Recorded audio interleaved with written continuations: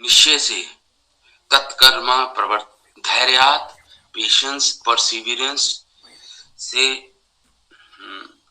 और धैर्य से, तत्कर्म प्रवर्तनात्, तत्कर्म प्रवर्तनात् हमने फ्राइडे को डिस्कस किया था कि वो है भक्ति के कार्य जो भक्ति के अनुकूल हैं, भक्ति के सिद्धांत के अनुकूल, भक्ति के अनुकूल विभिन्न कार्य, उसे बोलते हैं तत्त कर्मा प्रवर्तना, जिसमें विधि भी आ गई और निषेध भी आ गया, डूज एंड डोंट्स।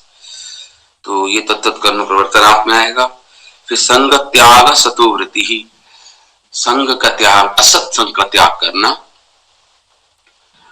संग त्यागात सतोवृत्ति ही, और आचार्यों के पद चिन्हों पर चलना। सतोवृत्ति, वृत्ति होता है चलना या स्वभाव या गुण। कैसे होने चाहिए? सतो, सत्पुरुष की तरह होने चाहिए, संतों की तरह हमारा आचरण, हम उनके पद चिन्हों पर, उनके पद चिन्हों का अनुसरण करें। वृत्ति षड्भीर भक्ति प्रसिद्धि, इससे हमारी भक्ति का वर्धन होता है या भक्ति में सिद्धि प्राप्त होती है। तो हमने तत्त कर्म प्रवर्तनात् के बारे में हम चर्चा कर रहे थे। तत्त कर्म प्रवर्तनात् का अर्थ है कि तत्, एक है तत् मतलब जो करना है, विधि, विधियात्मक कर्म। विधियात्मक कर्म मतलब जो विधियां दे रखी हैं शास्त्र में, जैसे महर्षि वेदव्यास ने भगवान के नाम का कीर्तन बताया है, महाप्रभु ने 5 प्रकार की मुख्य विधियां बताई हैं, जिसमें नाम संकीर्तन, साधु संग, भागवत श्रवण, धाम में वास और विग्रहों की सेवा। और प्रहलाद महाराज ने 9 विधियां बताई हैं, श्रवणम कीर्तनम विष्णु, स्मरणम पाद सेवनम, अर्चनम वंदनम दास्यम, साख्यम आत्मनिवेदनम। रूप गोस्वामी ने 64 विधियां बताई हैं,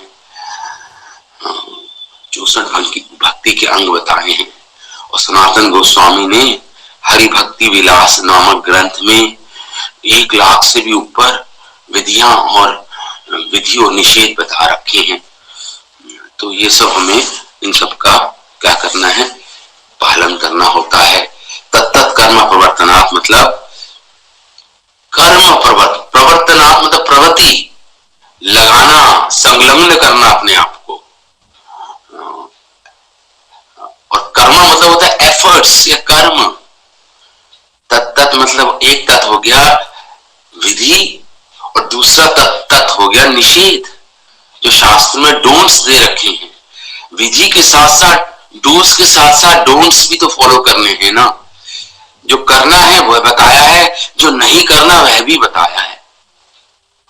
हाँ, तो ये हो गया। फिर हमने चर्चा की ये विधि क्या है। विधि हमने जो भी साधन भक्ति जिसे बोलते हैं, साधन भक्ति, भक्ति के कर्म, भक्ति के अनुकूल जो कर्म होते हैं जिससे हमारी भक्ति का वर्धन होता है। मतलब भक्ति के अंगों को अंगीकार करना, मतलब भक्ति के अंगों को पालन करने का अर्थ है तत्त कर्म प्रवर्तनात्। जो करने हैं हमें, जो पॉजिटिव हैं, जो करने हैं हमें। तो फिर हमने देखा कि कितना पंचरात्र के उस श्लोक में, पंचरात्र में पंचतंत्र में उदीयमाना ही सिद्ध्यन्ति कार्याणि न मनोरथे। आपको किसी कार्य की सिद्धि के लिए उदीयमान, आपको कार्य करने पड़ते हैं, एफर्ट्स लगाने होते हैं मन के रथों को पूरा करने के लिए। आपके जो अभीष्ट, जो लक्ष्य है आपका, जिसे आप चाहते हो पूरा हो, उसके लिए तो कार्य करने पड़ते हैं, एफर्ट्स लगाने पड़ते हैं। ऐसे ही भक्ति को अगर सिद्ध प्राप्त सफलता चाहिए भक्ति में भी, तो हमें साधना भक्ति में अपने एफर्ट्स लगाने पड़ेंगे। साधन भक्ति जिसे बोलते हैं, साधन भक्ति। नाही सुप्तस्य सिंहस्य विशन्ति वदने मृगः।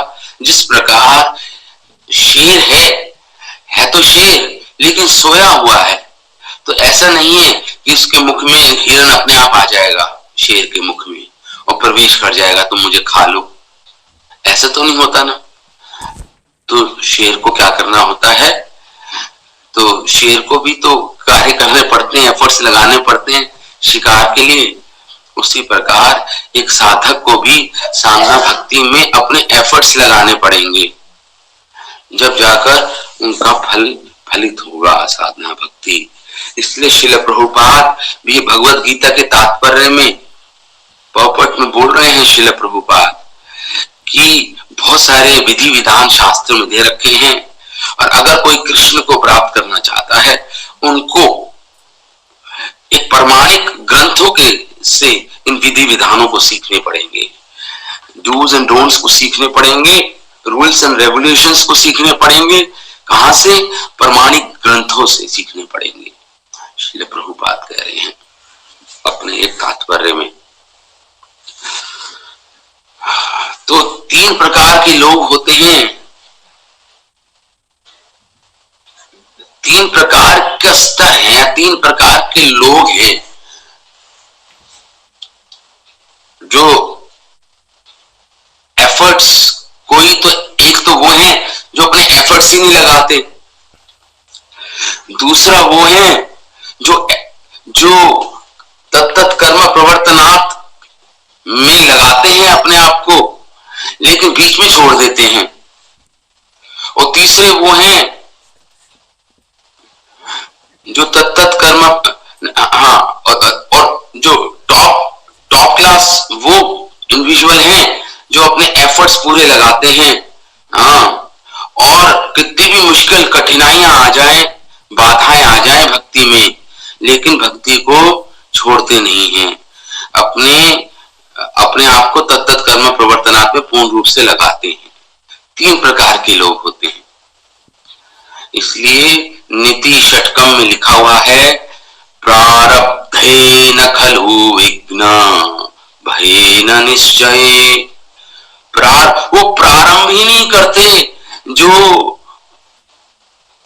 लो क्लास लोग हैं, जो निम्न स्तर के लोग हैं, वो तो प्रारब्धे ना खलु, जो खल हैं, जो प्रारंभ ही नहीं करते, अपने एफर्ट्स लगाते ही नहीं है।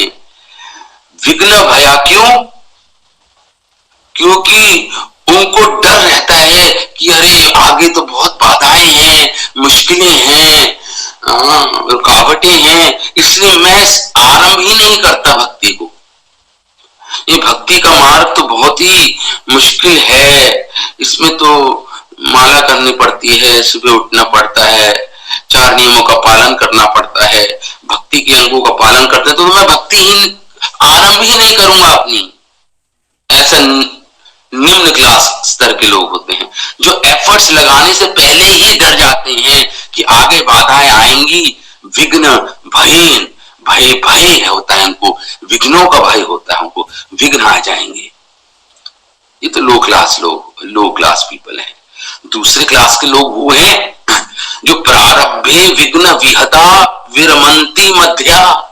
मध्य लोग वो हैं जो प्रारंभ तो करते हैं भक्ति करना, लेकिन जब बाधाएं आती हैं, विपदाएं आती हैं उनके जीवन में, तो छोड़ देते हैं अपने एफर्ट्स, अपनी भक्ति के साधना को छोड़ देते हैं। वो मध्य क्लास के जीव होते हैं। और हाईएस्ट क्लास के जीव कौन से होते हैं? विघ्ने पुनरपि प्रतिहन्यमाना प्रारब्धम उत्तम जना ना परित्यजन्ति। विघ्न आते हैं पुनः मतलब बार बार विघ्न आते हैं, बार बार डिफिकल्टीज आती हैं उनकी भक्ति साधना में, अनेक प्रकार की रुकावटें आती हैं, समस्याएं आती हैं, बाधाएं आती हैं भक्ति के मार्ग में चलने पर, लेकिन फिर भी प्रतिहन्यमाना, प्रारब्धम, एक बार प्रारंभ कर दिया, उत्तम जना, जो उत्तम जन हैं, जो फर्स्ट क्लास लोग हैं, ना परित्यजंती, इतनी मुश्किलें आने के बाद भी, बाधाएं आने के बाद भी, बार बार आने के बाद भी वो अपनी भक्ति को नहीं छोड़ते। न परित्यजंती, परित्याग नहीं करते अपनी भक्ति का, अपने भक्ति के जो अंग है उनको पालन करने का परित्याग नहीं करते। वह जन जो उत्तम क्लास के लोग हैं, जो उत्तम भक्त हैं, मध्य भक्त तो विघ्न आने के पर छोड़ देते हैं, और जो लोएस्ट क्लास लोग वो हैं कि अपनी भक्ति को प्रारंभ ही नहीं करते कि आगे बहुत बड़ी समस्या आएंगी। तो देखिए 3 प्रकार के लोग होते हैं संसार में, 3 प्रकार के लोग होते हैं। इसलिए रूप गोस्वामी अपने महान ग्रंथ भक्ति रसअमृत सिंधु जो ग्रंथ लिखा श्री रूप गोस्वामी ने वह कहते हैं, अनुष्ठान तो दोषो भक्ति अंगनाम प्रजायते, ना कर्मणाम अकरणात् एषा भक्ति अधिकारिणाम। वह भक्ति के अधिकारी हैं जो लोग को अधिकार मिला हुआ है भक्ति करने का, वो जो भक्ति के अधिकारी हैं। तो क्या लिखा है, अगर वो भक्ति के अधिकारी हैं और भक्ति के अंगों का पालन नहीं करते, भक्ति नहीं करते,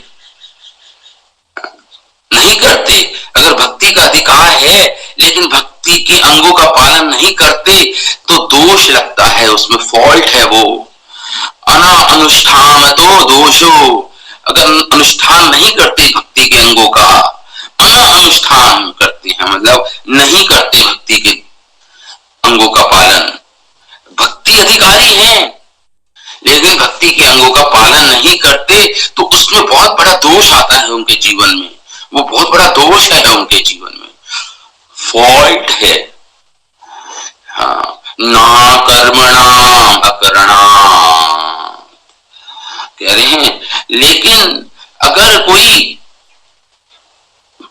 वर्ण, कोई ब्राह्मण वर्ण का है, कोई क्षत्रिय वर्ण का है, कोई वैश्य वर्ण का है, कोई शूद्र वर्ण का है, और जो भी उनके स्वधर्म है, जो उनकी प्रिस्क्राइब ड्यूटीज है, अगर वो ना भी करें तो चलेगा, रूप गोस्वामी कह रहे हैं, उसमें कोई बहुत बड़ा दोष नहीं है। अगर कोई ब्राह्मण अपनी ड्यूटी ना करे, क्षत्रिय अपनी ड्यूटी ना करे, अपने कार्य ना करे, एक वैश्य अपने कार्य ना करे, शूद्र अपने कार्य ना करे, उसमें बहुत बड़ा दोष नहीं है, रूप गोस्वामी कह रहे हैं। लेकिन जो भक्ति में अगर अपने आप को नहीं लगावे, भक्ति में अपने आप को नहीं लगाता, भक्ति के अंगों का पालन करने में नहीं लगाता, तो उसमें बहुत बड़ा दोष है, ऐसे बोल रहे हैं रूप गोस्वामी भक्ति रसअमृत सिंधु में। अनुष्ठान तो दोषो, अगर भक्ति के अंगों का पालन करने में अपने आप को नहीं लगाता, संलग्न नहीं करता, तत्त कर्म प्रवर्तनात् नहीं करता, तो उसमें तो बहुत बड़ा दोष है। ठीक है, अपने स्वधर्म को अगर ना पूरा एफर्ट्स ना लगाए तो उसमें कोई दोष नहीं है। भक्ति में अगर अपने आप को ना लगाए, भक्ति अधिकारी है, तो उसमें तो बहुत बड़ा दोष आ जाएगा, बहुत बड़ा फॉल्ट आ जाएगा उसके जीवन में। अनुष्ठान तो दोषो भक्ति अंग नाम प्रजायते, भक्ति के अंगों को त्याग देता है वो, तो वो बहुत बड़ा दोष है एक भक्त के लिए। न कर्मणाम अकरणात्, अपने वर्ण के जो स्वधर्म है उसका आचरण नहीं कर पा रहा ठीक से, या उसको निगलेक्ट कर रहा है, तो वो तो चलेगा, वो तो फिर भी चलेगा। येषु भक्ति अधिकारिणाम, भक्ति के अधिकारियों की बात हो रही है यहाँ पे, जो भक्ति में प्रवेश कर चुके हैं, भक्ति के मार्ग के पथ पर चल चुके हैं, उनकी बात हो रही है यहाँ पे। रूप गोस्वामी उनके बारे में बता रहे हैं यहाँ पे। इसलिए भक्ति के अंगों का बहुत ठीक ढंग से हमें पालन करना है, जो भक्ति के मार्ग पर हैं। अच्छा, अब साधना भक्ति का लक्ष्य क्या है हमारे, जो हम एफर्ट्स लगाएंगे, तत्त कर्म प्रवर्तनात् करेंगे, जो साधन भक्ति में, हम साधन भक्ति में जो हम अपने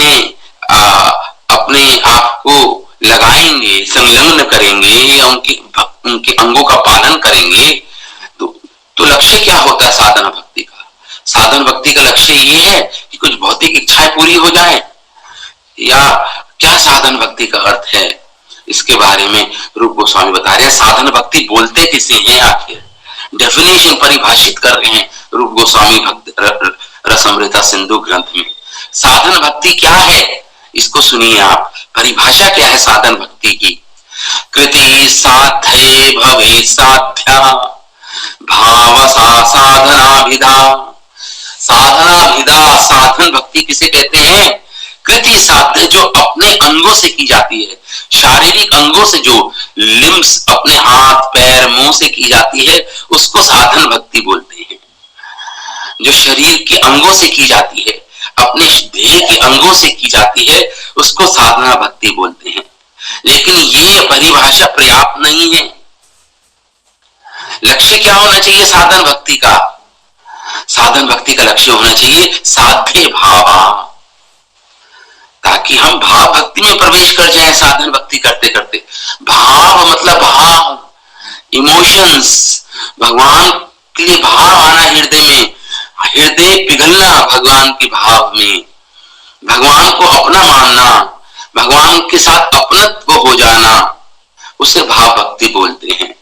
भगवान के प्रति प्रेम की भावनाएं हृदय में जब उमड़ती हैं, भगवान को अपना मानना शुरू कर देते हैं हम, उसे भाव भक्ति बोलते हैं। तो भाव तो कृति साध्य मतलब वो भक्ति जो शरीर के अंगों से की जाती है, उसे उसे उसे बोलते हैं कृति साध्य। और साध्य भाव किसे बोलते हैं? कि कृति साध्य करते करते, अपने अंगों से भक्ति करते करते, तत्त कर्मणा का पालन करते करते हम भाव भक्ति में प्रवेश कर जाते हैं स्वतः। भाव भक्ति किसे बोलते हैं? भगवान के प्रति भाव उत्पन्न होता है, एक स्वाभाविक आकर्षण होता है, एक सहज आकर्षण होता है कृष्ण की ओर, उसे भाव भक्ति बोलते हैं। जिस प्रकार एक पुरुष का सहज स्त्री की ओर आकर्षण होता है, एक स्त्री का सहज स्वाभाविक पुरुष की ओर आकर्षण होता है, उसी तरह जब हमारा मन कृष्ण की ओर आकर्षित हो जाए स्वाभाविक सहज रूप से, तो उसको बोलते हैं भाव भक्ति। भाव भक्ति उसे बोलते हैं। तो भाव सा साधना विधा, उस भाव भक्ति में प्रवेश करने के लिए हमें साधना भक्ति करनी है। और कोई लक्ष्य नहीं है हमारे साधना भक्ति करने का कि हम बहुत बड़े एफर्ट्स लगाएं साधना भक्ति में। लेकिन अगर भाव भक्ति में हमें प्रवेश चाहिए तो हमें बड़े ही सावधानी पूर्वक और ध्यान पूर्वक अपने आप को भक्ति के अंगों का पालन करना में लगाना चाहिए, अपने आप को संलग्न करना चाहिए, अपने आप को अपने एफर्ट्स को लगाना चाहिए। तो लक्ष्य मैंने बता दिया, साधन भक्ति का लक्ष्य है भाव भक्ति। और फिर भाव भक्ति से आप प्रेम भक्ति में पहुंच जाते हो। वो तो अंतिम लक्ष्य है सारे मनुष्यों का। जो मनुष्य शरीर में है, देहधारी जीव है, उनका तो परम लक्ष्य, परम चरम लक्ष्य जीवन का क्या है?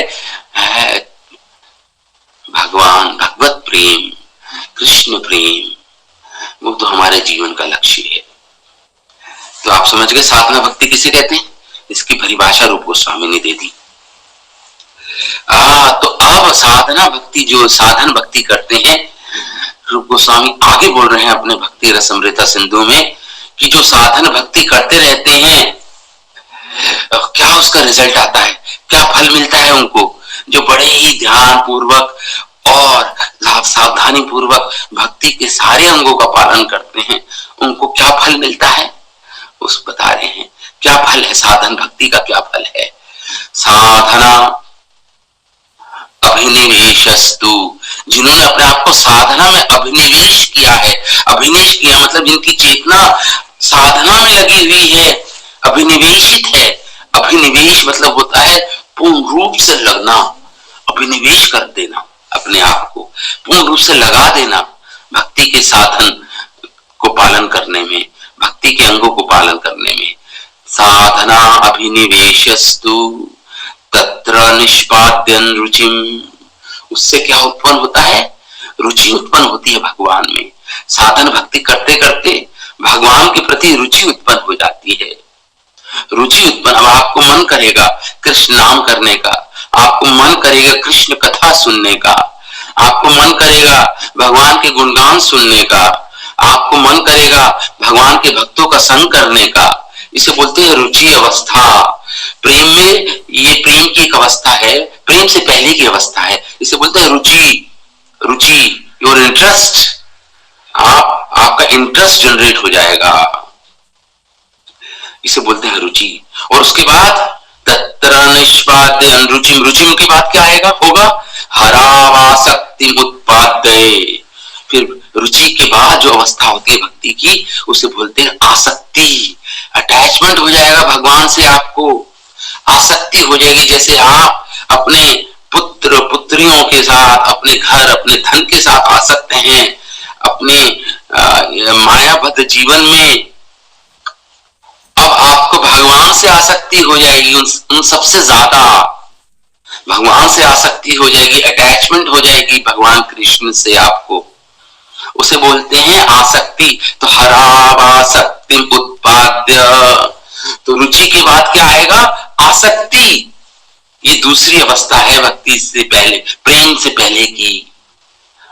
रुचि के बाद आसक्ति, फिर रतिम संजयति असौ, और जैसे ही आसक्ति उत्पन्न होगी तुरंत रति उत्पन्न हो जाएगी आपके हृदय में। रति मतलब रति का अर्थ है कि भाव भक्ति, जिसे बोलते हैं भाव भक्ति। भाव, भगवान के प्रति भाव उत्पन्न होगा, उसे रति बोलते हैं, रति बोलते हैं उसको। ये है साधन भक्ति करने का परिणाम। पहले क्या होगा, पहले आप साधन भक्ति करते करते रुचि उत्पन्न होगी, फिर रुचि के बाद आसक्ति उत्पन्न होगी, और फिर आसक्ति के बाद रति उत्पन्न हो जाएगी, मतलब भाव भक्ति में प्रवेश कर गए। रति उत्पन्न हो गई तो भाव भक्ति में आप प्रवेश कर गए, समझ लीजिए। आप एक उन्नत वैष्णव बन गए, आप एक एडवांस डिवोटी हो गए। अगर आपके हृदय में क्या उत्पन्न हो गई, रति उत्पन्न हो गई, रति, भगवान कृष्ण से रति उत्पन्न हो गई, तो आप उन्नत वैष्णव कहलाओगे। अब तो ये साधन भक्ति के ही परिणाम है। साधन भक्ति के परिणाम है। साधना से, साधन भक्ति करते करते रुचि, फिर आसक्ति और फिर रति, ये साधन भक्ति के परिणाम। इसलिए तत्त कर्म प्रवर्तनात् को हम डिस्कस कर रहे हैं। प्रवर्तन, अपने आप को प्रवृत्ति, अपने आप को लगाना, क्रियाशील होना भक्ति में। क्रियात्मक भक्ति और भाव भक्ति, ये भक्ति के दो पार्ट्स हैं साधन भक्ति के। एक तो क्रियाओं से करोगे भक्ति, और एक भाव से भक्ति होती है। भाव, विचार, प्रेम पूर्वक, प्रीतिमय विचार, प्रीतिमय, प्रीति, भगवान से प्रीति हो जाना, रति हो जाना भगवान से। लेकिन एक बहुत बड़ी प्रॉब्लम है, साधन भक्ति आपने बहुत एफर्ट्स लगाए, बहुत साधना की, बड़े ही ठीक ढंग से भगवान की भक्ति की, लेकिन फिर भी हो सकता है आपको फल ना मिले। पहला कारण तो ये है कि भक्ति तो सुदुर्लभ है, भगवान थोड़ा समय लेते हैं फल देने में। सुदुर्लभ है ना भक्ति, उसको, भक्ति को बोला है बड़ा ही दुर्लभ वस्तु है भक्ति, संसार में बड़ी दुर्लभ है। तो लेकिन अगर आपने साधना पूरी की, साधना अच्छी तरह कर रहे हो, लेकिन अनासक्त होकर साधना कर रहे हो, मतलब अनासंगी मतलब भगवान से कोई अटैचमेंट नहीं आ रही, या नहीं भगवान से अटैच होकर साधना नहीं कर रहे हो आप, मतलब ये हुआ कि भगवान से आप जबरदस्ती कर रहे हो साधना भक्ति का पालन। आपको ऐसा लग रहा है साधना भक्ति के जो अंग हैं उनको मुझ पर क्या हो रहा है, मुझे थोपा जा रहा है। एक बोझ समझ के साधना भक्ति कर रहे हो आप, एक बोझ समझ रहे हो साधना भक्ति करने का। बोझ मतलब आपके ऊपर हैवी बर्डन डाल दिया आपके सिर पर, ये समझ के आप भक्ति कर रहे हो, क्योंकि शास्त्र बोल रहे हैं, क्योंकि दूसरे लोग कर रहे हैं, इसलिए आप एक बोझ समझ के साधन भक्ति के अंगों का पालन कर रहे हो। तो रूप गोस्वामी कहते नहीं नहीं, साधु साधना होगे अनासंगे अलभ्ये सुचिरादपि, आपको भक्ति में सफलता प्राप्त नहीं होगी विदाउट, अगर आप विदाउट अटैचमेंट भक्ति कर रहे हो, अनासंगे मतलब विदाउट अटैचमेंट, थोड़ा सा तो प्रीति होनी चाहिए, स्नेह संयुक्त स्नेह होना चाहिए, भक्ति में स्नेह होना चाहिए। हमें बताया गया माला करो, भगवान का नाम जपो नियमित रूप से, तो वो नाम कैसा होना चाहिए, स्नेह संयुक्त नाम होना चाहिए। स्नेह संयुक्त मतलब स्नेह के साथ, जिसमें स्नेह मिला हो। देखिए कोई अपने, हम पूरे दिन में अपने बच्चों का, अपनी पत्नी का नाम तो लेते हैं या अपने पति का नाम लेते हैं पूरे दिन में, स्नेह पूर्वक, हम थकते नहीं है नाम लेने से। तो भगवान कृष्ण का नाम लेने से हम क्यों कतराते हैं, क्यों? क्योंकि हमें स्नेह, जब हम स्नेह पूर्वक लेंगे तब हम सरलता से, क्योंकि कृष्ण तो अपने हैं, अपने ही हैं, अपने प्रेमास्पद संबंध हमारा कृष्ण से, शाश्वत रिलेशन है हमारा, कृष्ण हमारे संबंधी हैं, कृष्ण से हमारा एक इटर्नल रिलेशनशिप है। तो उनके नाम लेने में हम क्यों थके, क्यों उसे बोझा माने, वो तो अपने ही है ना। तो बड़े प्रेम स्नेह संयुक्त नाम लेना चाहिए। जीव गोस्वामी ऐसा लिख रहे हैं, हमारे एक महानाचार्य कहते हैं स्नेह संयुक्त मतलब जुड़ा होना चाहिए स्नेह के साथ, नाम हो या कोई भी दूसरे भक्ति का अंग हो, भक्ति के अंग हो, स्नेह संयुक्त होना चाहिए। कृष्ण को अपना मानकर, कृष्ण की सुख के लिए, कृष्ण की प्रसन्नता के लिए कि वो मेरे हैं, कृष्ण उनको सुख देना ही मेरा जीवन का लक्ष्य है। सतत सुख सुखित्वम, नारद मुनि भी अपने नारदा सूत्र में कहते हैं, एक सूत्र ही बना दिया नारद मुनि जी ने, तत्र तत् तत् सुख सुखित्वम, भगवान के सुख में अपना सुख ढूंढना, उनको सुख देकर अपने सुखी हो जाना, उसे बोलते हैं तत् सुख सुखित्वम। हाँ, तो इसलिए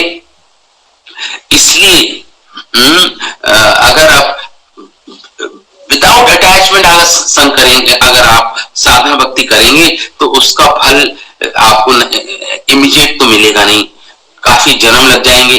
तो अगर सुचिरात अगर अभी चाहिए तो आपको भगवान को अपना मानकर भक्ति के अंगों का पालन करना चाहिए। कहने का अर्थ ये है रूप गोस्वामी का। मैं आपको एक उदाहरण देता हूं साधना भक्ति का, एक प्रैक्टिकल एग्जांपल। एक बहुत बड़े वैष्णव हुए हैं, महाराष्ट्र में हैं, उनका नाम है हरिशौरी, हरिशौरी उनका नाम है। हाँ, ये महाराष्ट्र के ब्राह्मण कुल में उनका जन्म हुआ, बहुत बड़े वैष्णव हैं ये। हाँ, तो ये अपने यंग एज में ही, बहुत ही छोटी उम्र में ही इन्होंने साधना भक्ति के अंगों का पालन किया। बहुत बड़े ही छोटी उम्र से इन्होंने भक्ति के सारे साधन भक्ति के अंगों का पालन किया। सुबह सूर्य उदय से पहले उठ जाते, ब्रह्म मुहूर्त में उठकर, ये गोदावरी नदी है वहां पे महाराष्ट्र में। ये किस संप्रदाय के हैं? ये जो तुकाराम, एक आपने सुना होगा, महान भक्त हुए तुकाराम, जो पांडुरंगा। आप पंढरपुर जाएंगे महाराष्ट्र में, पंढरपुर मंदिर में भगवान पांडुरंगा खड़े हैं रुक्मणी देवी के साथ, बड़ा ही सुंदर मंदिर है, विग्रह हैं भगवान के। उसी संप्रदाय के हैं ये हरिशौरी प्रभु, हरिशौरी जी महान वैष्णव हुए हैं, उत्तम भक्त हुए हैं, ये उत्तम अधिकारी थे। तो सुबह सुबह उठकर ये गोदावरी नदी, ब्रह्म मुहूर्त में गोदावरी नदी में स्नान करके क्या करते थे, संध्या जप करते थे, और फिर विष्णु सहस्र नाम पढ़ते थे, और फिर 12 से 13 अध्याय पढ़ते थे श्रीमद् भागवतम के। ये प्रतिदिन का इनका यही नियम था। और उसके बाद 1 घंटा गौ सेवा में लगाते थे अपने आप को, गौ सेवा करते थे। इनके पास गायें थी, देसी गायों की सेवा करते थे ये। और फिर कुछ पहला निवाला खाते थे, अपने उस दिन का पहला निवाला प्रसाद का जब खाते थे, जब पाते थे, स्नान सुबह ब्रह्म मुहूर्त में उठकर गोदावरी नदी में स्नान करना, फिर अपना संध्या करना, और उसके बाद विष्णु सहस्र नाम पढ़ना पूरा, इसमें 1000 नाम है भगवान विष्णु की, और उसके बाद 12 से 13 अध्याय पढ़ना श्रीमद् भागवतम के, और उसके बाद 1 घंटे गौ सेवा करना। उसके बाद जाके उस दिन का पहला निवाला अपने मुंह में डालते थे ये हरीशौरी जी, हरीशौरी जी निवाला डालते थे।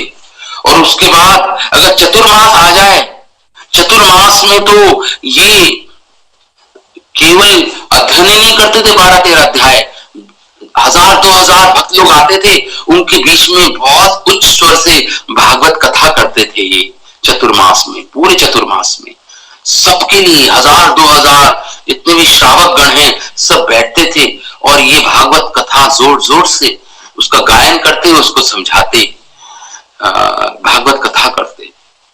हरीशौरी जी ने इतनी साधना की अपने जीवन में, हरीशौरी जी तो ऐसे करते करते 16 साल बीत गए। 16 साल खुद हरीशौरी जी लिख रहे हैं अपनी किताब में, अपने ग्रंथ में लिख रहे हैं हरीशौरी जी कि भगवान ने मुझे एक बार दर्शन दिए। स्वयं हरीशौरी जी लिख रहे हैं कि भगवान ने मुझे एक बार दर्शन दिए। हाँ, हरीशौरी जी लिख रहे हैं, और भगवान ने दर्शन देके कहा, हरीशौरी अब तुम मेरे धाम जाने के योग्य हो गए हो, मैं तुम्हें अपने धाम ले जाना चाहता हूं हरीशौरी, लेकिन उससे पहले मेरी एक प्रार्थना है तुमसे, मेरी एक विनती है। भगवान बोले, स्वयं कृष्ण, भगवान कृष्ण बोले, हरीशौरी तुम मेरे भगवत धाम जाने की योग्य हो गए हो, मैं तुम्हें अपनाता हूं, तुम मेरे धाम चलो मेरे साथ, लेकिन उससे पहले मेरा एक कार्य कर दो, तुम श्रीमद् भागवतम पर अपनी टीका लिखो, तुम श्रीमद् भागवत ग्रंथ पर अपनी एक टीका लिखो, ये मेरी विनती है तुमसे। तो हरीशौरी जी ने भगवान के द्वारा निर्देशित अपनी टीका लिखी श्रीमद् भागवतम पे, जो आज अवेलेबल है। बड़े ही सौभाग्य, अच्छी बात यह है, सौभाग्य की बात यह है कि आज भी वो उपलब्ध है हरीशौरी जी की श्रीमद् भागवतम पर टीका। उसका केवल एक खंड छोटा सा मुंह मेरे पास भी है, मैंने मंगवाई है, इंग्लिश में ट्रांसलेटेड है। तो हरीशौरी जी इतने महान भक्त हुए हैं भगवान के, तो वो एक ज्वलंत उदाहरण है हमारे सामने, साधना भक्ति कैसी होनी चाहिए, ज्वलंत उदाहरण है हरीशौरी जी हमारे सामने।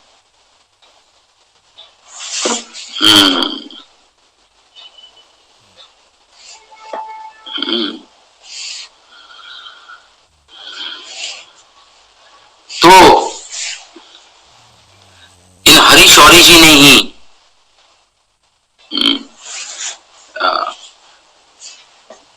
जब इन हरीशौरी जी ने ही एक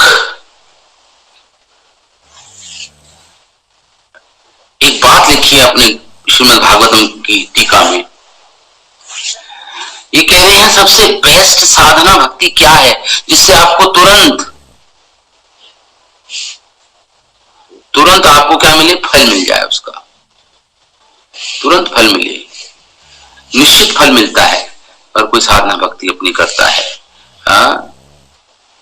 इसमें आता है। तो वो जो श्लोक है, वो श्लोक इस प्रकार है कि वो श्लोक मैं ना लिखना भूल गया एक्चुअली, इसमें वो श्लोक इसमें है नहीं, वो श्लोक, ठीक है मैं आपको बोलता हूं, वो श्लोक तो मुझे याद नहीं है, उसका अर्थ मैं समझा देता हूं आपको। वो श्लोक जो श्री हरीशौरी जी ने लिखा, इससे साधना भक्ति का फल निश्चित मिलता है और तुरंत मिलता है। वो है, वो साधना भक्ति का अंग है भगवान के लिए रोना, भगवान के लिए रोना, क्राइंग, भगवान के लिए रोना। भगवान के बिना हमें जीना पड़ रहा है इस संसार में और हमें रोना भी नहीं आ रहा। हम भगवान के बिना दर्शन के हमें इस संसार में हम जी रहे हैं और फिर भी हमें रोना नहीं आ रहा। तो कह रहे हैं सबसे अच्छी साधना क्या है, साधन क्या है? भगवान के लिए रोना, भगवान के लिए रोना।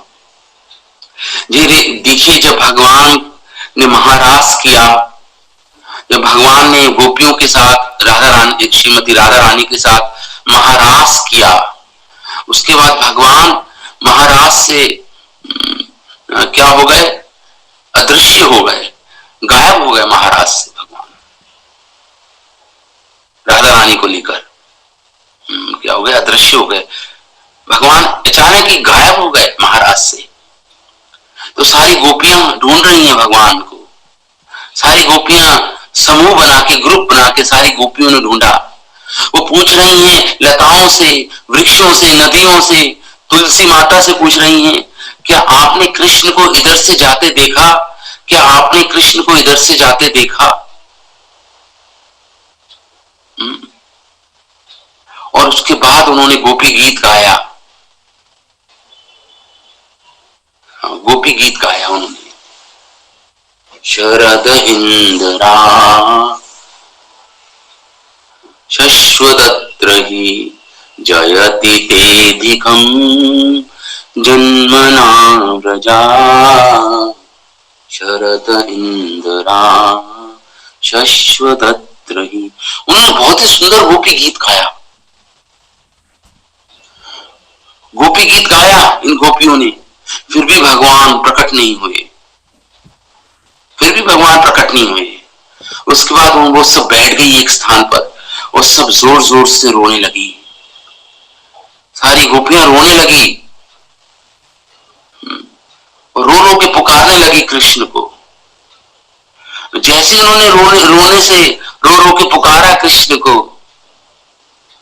तो कृष्ण तुरंत प्रकट हो गए, कृष्ण तुरंत प्रकट हो गए। अविलंब शीघ्र कृष्ण प्रकट हो गए उन सबके सामने। मुस्कुराते हुए भगवान, पीतांबर वस्त्र धारण किए हुए कृष्ण, हाथों में वंशी लेकर भगवान कृष्ण उन गोपियों के समक्ष प्रकट हो गए। भगवान बड़े ही स्नेह युक्त चितवन से उनको देख रहे थे, भगवान गोपियों को प्रेम पूर्वक देख रहे थे। क्यों? रो के उन्होंने पुकारा कृष्ण को। रोना बहुत इंपॉर्टेंट है भक्ति में, रोना बहुत इंपॉर्टेंट है भक्ति में। श्रील प्रभुपाद भी कहते हैं कि हमें भगवान के लिए रोना चाहिए। भगवान की अनुपस्थिति में अपने आप को, हमें अपने आप को अनकंफर्टेबल समझना चाहिए, अपने आप को भगवान की अनुपस्थिति के कारण दुखी होना चाहिए। जैसे कोई अपना चला जाता है, ऐसे भगवान से बिछड़कर विरह में हमें रहना चाहिए, रोना चाहिए भगवान के लिए, तब भगवान की प्राप्ति हो जाएगी। इन गोपियों ने श्रवण कीर्तन भगवान को रोते रोते कर दिया, भगवान के लिए रो रही थी, श्रवण कर रही थी, कीर्तन कर रही थी, स्मरण कर रही थी भगवान का, सारी भक्ति को अंगों का पालन उन्होंने रोते रोते ही कर दिया। तो भगवान प्रकट हो गए इन गोपियों के समक्ष। इसलिए रोना एक बहुत ही ऐसा अंग है भक्ति का साथ कि इससे भगवान कि हम दर्शन पा पाए। बहुत अविलंब मतलब शीघ्र अतिशीघ्र अगर भगवान के दर्शन प्राप्त करने हैं, भगवान का सानिध्य प्राप्त करना है, तो हमें भगवान के लिए रोना सीखना चाहिए, भगवान के लिए हमें रोना सीखना चाहिए। तो ये आज हमने डिस्कस किया तत्त कर्म प्रवर्तनात्। अब हम जो एक भक्ति का अंग है, इसे बोलते हैं हम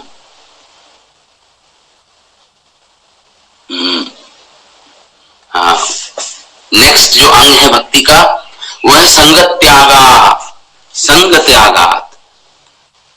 ये पांचवा भक्ति का सिद्धांत है जो अनुकूल है भक्ति के, संगत त्यागात। अगर आपको स्मरण हो तो हमने दूसरे श्लोक में, इसी उपदेशामृत के दूसरे श्लोक में भगवान ने कहा था जनसंग। जनसंग मतलब संसारिक प्रवृत्ति वाले लोगों की संगति से हमारी भक्ति नष्ट होती है। संसारिक लोगों के से जब हम उनका संग करते हैं तो हमारी भक्ति नष्ट होती है। अब उसी चीज को रिपीट यहां पे कर रहे हैं, संगत त्यागात। वहां पे बताया था जो 6 चीज जिससे हमारी भक्ति, 6 भक्ति के प्रतिकूल होते हैं, जो सिद्धांत जिससे हमारी भक्ति नष्ट होती है, उसमें जनसंग रखा था रूप गोस्वामी ने। अब तीसरे श्लोक में बता रहे हैं कि संगत त्यागात, असत लोगों का संग त्याग करना, जिससे हमारी भक्ति वर्धित होती है, हमारी भक्ति वर्धित होती है। तो ऐसा क्यों, 2 बार क्यों बता रहे हैं रूप गोस्वामी? उधर बताया था संग, असत संग त्याग, जनसंग की, जनसंग की लोग की संगति ना करो। जनसंग संसारिक प्रवृत्ति वाले व्यक्तियों की संगति नहीं करनी। तो वहां पे निषेध बताया था। निषेध मतलब निषेधात्मक, निषेध मतलब नहीं करनी। और यहां पे कह रहे क्या करना है? असत्संग को त्यागना है। ये विधि बता रहे हैं इस श्लोक में। वहां पे निषेध बताया था, डोंट्स बताए थे वहां पे, यहाँ पे डूज बता रहे हैं श्लोक में, तीसरे श्लोक में जो हम डिस्कस कर रहे हैं। वहां पे बताया कि नहीं करनी मतलब और यहां पे बताया है कुछ करना है। क्या करना है? असत्संगों का त्याग करना है, असत्संग का त्याग करना है। देखिए है एक ही चीज लेकिन फर्क है। वहां पे बताया है क्या नहीं करना और इस श्लोक में बता रहे हैं क्या करना है, विधि बता रहे हैं। वहां पे निषेध बताया था श्लोक में, ये विधि बता रहे हैं क्या करना है आपको। जनसंग त्यागा मतलब संग त्यागा, असत व्यक्तियों की संगति का त्याग करना है आपको, उसमें एफर्ट्स लगाने पड़ेंगे आपको। असत संग त्यागा, असत संग का त्याग करना है, ये विधि है। और वहां पे बताया था असत संग को नहीं करना, और यहां पे बता रहे हैं वहां पे बताया था कि जनसंग असत लोगों की संगति नहीं करनी, और यहां पे बता रहे हैं असत लोगों की संगति त्यागनी है, छोड़नी है उसे। संग त्याग करना है असत। तो यहां पे विधि बता रहे हैं, यहां पे निषेध बताया, बस इतना अंतर है। लेकिन लक्ष्य तो सेम है दोनों का। तो यहाँ पे अब हम संग त्यागा की चर्चा हम मेरे हिसाब से कल करेंगे, टाइम हो गया। तो मैं आपको मोटा मोटा बताऊं संग त्यागा का क्या अर्थ है। हम हमारे आचार्यों की परिभाषा सुनेंगे, हम कल ही करेंगे ये। और उसके बाद तो कल हम संग त्यागा के बारे में पढ़ेंगे कि हमें असत व्यक्तियों, अभक्तों की संगति छोड़नी है। हमें अभक्तों की संगति हमें छोड़नी है। ये हम संग त्यागा कल करेंगे, क्योंकि समय आज हो गया है ना, मैं आरंभ कर भी सकता हूं, लेकिन तो मैंने आपको एक बेसिक बता दिया आउटलाइन कि यहाँ पे बता रहे हैं कि हाँ, तो उधर बताया गया था श्लोक संख्या में 2 में कि संगत त्याग, जनसंग भक्ति विनश्यति, जनसंग से भक्ति का विनाश होता है। और यहाँ पे बता रहे हैं अगर आप असत लोगों की संगति छोड़ोगे तो आपकी भक्ति में प्रगति होगी। तो एक निषेध है और एक विधि है। तो यहाँ पे विधि बता रहे हैं श्लोक में। हरे कृष्ण प्रभु। हाँ तो ठीक है, कल हम करेंगे फिर, है ना प्रभु जी। हरे कृष्ण प्रभु। समय भरत प्रभु का क्वेश्चन था कि राधा रानी का जो भाव बताया था वो क्या है, कौन सा भाव पे हमने फॉलो करना होता है? हाँ ये तो देखिए उपदेशामृत में ही 10वें श्लोक में आता है। ये आएगा आएगा आएगा ये इसका उसका उत्तर मिलेगा आपको 10वें श्लोक में मिलेगा। ठीक है। क्योंकि राधा रानी विष्णु शक्ति हैं, भगवान की पराशक्ति हैं, भगवान की हलादिनी शक्ति हैं। जो उनका आश्रय लेकर भगवान की भक्ति करता है, श्रीमती राधा रानी का आश्रय लेकर भगवान की भक्ति करता है। राधिका चरण रेणु भजन करियतनु भूषण करियतनु, जो अपने आप को आभूषित करता है राधा रानी की चरण रेणु लेकर। अनया से पावे गिरिधारी, उसको भगवान गिरिधारी की अनायास प्राप्ति हो जाती है। सुगम है भगवान कृष्ण की प्राप्ति। अगर राधा रानी से हम सीखें कृष्ण से कैसे प्रेम किया जाता है और राधा रानी की सेवा करें, क्योंकि राधा रानी का हर कार्य हर चेष्टा कृष्ण सुखार्थ होती है, कृष्ण को सुख देने के लिए होती है। तो जब हम हर कार्य राधा रानी को सुख देने के लिए करें तो वो हमारी सेवा किसके पास ले जाती है? कोई साधक आता है, भगवान को फूल ऑफर करता है, फूल अर्पित करता है, तो राधा रानी के पास आता है। राधा रानी कहती है कृष्ण से सिफारिश करती है, कृष्ण से कहती है देखो नया भक्त आया है, आपको फूल अर्पित कर रहा है, इसको स्वीकार कीजिए हे स्वामी, हे कृष्ण इसको स्वीकार कीजिए। तो भगवान स्वीकार करते हैं क्योंकि राधा रानी ने क्या किया? आपकी ओर से आवेदन किया, कृष्ण से आवेदन कृष्ण से किया।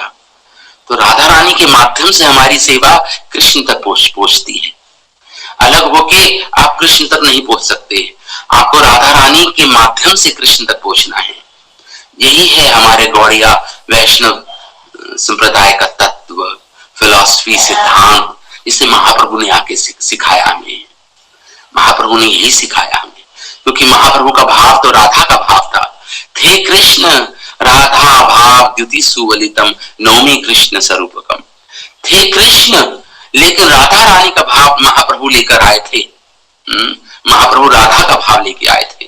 तो राधा रानी की सेवा के भाव में महाप्रभु ने भक्ति की, भगवान कृष्ण की, वही उसे राधा दास्यम भाव बोलते हैं। राधा रानी जी के आश्रय को लेकर हमें कृष्ण की तक अपनी सेवा पहुंचानी है, यही इसे राधा दास्यम बोलते हैं। इसे राधा दास्यम बोलते हैं।